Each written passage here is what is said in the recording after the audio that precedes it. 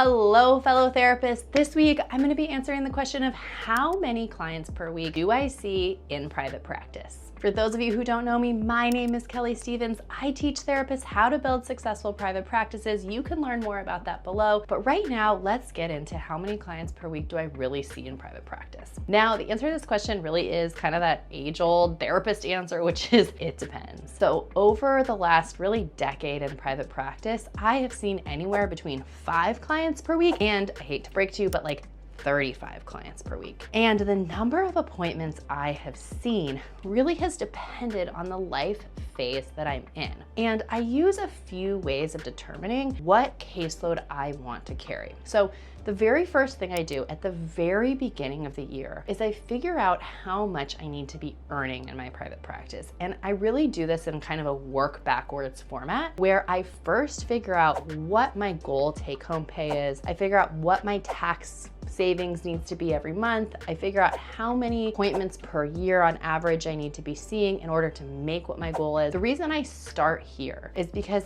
it helps me to have a little framework in my mind of how much of my income needs to be coming from my private practice and how many clients do I need to see. For me, early on in my private practice, I was single, financially on my own. I had a lot of student loans and I had bills to pay. I was living in an expensive city. And so during that time, I saw a huge caseload. I saw about 35 appointments a week. Now, I would highly recommend not seeing 35 clients per week. And the reason being, even if you feel like emotionally up to it, right? Even if you feel like you can handle that many appointments, it just started to kind of wear on me. I started to get a little bit burnt out. I felt like I wasn't bringing necessarily my best self to sessions. But at the same time, when I was doing that, I didn't necessarily want to increase my fee, but I still had bills to pay. And so I made it work. That I would literally like ice roll my face in between sessions. I'll link that below. I don't get affiliate links. I'll just figure out which one I had. Ice rolling your face does work. However, I would not suggest seeing 35 appointments per week. When I didn't have kids, my sweet spot for appointments was right around 20 clients per week. Some people would still consider that a very heavy caseload, but I tend to be the type of person where once I'm up in the morning, once I'm dressed in professional attire, I like to just see my clients back to back. Sometimes I'll take a lunch break, but I tend to like to see 5 or 6 people per day. I like to get in the rhythm, have a coffee, and kind of be in work mode, but everybody is really different. I have friends who will just see one person in the morning, one person in the afternoon, and one person in the evening and have long breaks in between. And I think it really depends on the clientele that you see, how kind of emotionally dense and rigorous your sessions are, and then just your own personal bandwidth and what you have going on. When I had my first baby, I reduced my caseload and started to bring in other sources of income. So I was teaching in graduate programs. I was teaching in 2 separate ones when he was first born. I started doing some consulting work for other therapists. I built Private Practice Pro, which you're watching today, right? Started teaching therapists how to build private practices. And I also started hosting some kind of mother-daughter retreats for teens that I was working with because I really enjoyed having time outside of the therapy room that gave me a little bit more flexibility. When I had my second son, I did the same thing where I kept on bringing in other alternative income sources. If you have more questions about that, put them in the comments below. And I also tried to make sure that the clients that I was taking on were a really good fit for me. So nowadays, I'm constantly trying to kind of balance my schedule. I'm no longer seeing 20 appointments a week because I have these other sources of income. However, when I first started out in private practice, I actually really enjoyed having that many clients. And I often will recommend to people when you first start in private practice, rather than trying to bring in teaching or supervision or other sources of income,